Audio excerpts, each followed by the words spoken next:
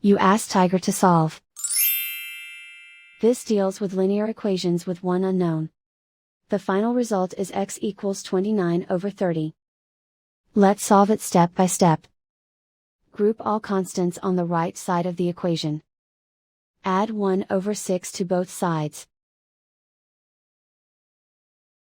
Combine the fractions. Combine the numerators.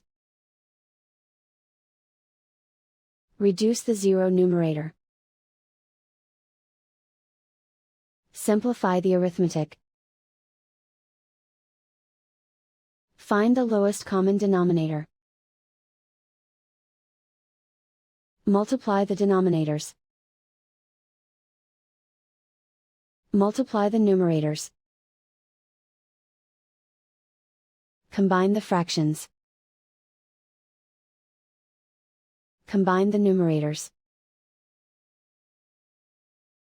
And so the final result is x equals 29/30.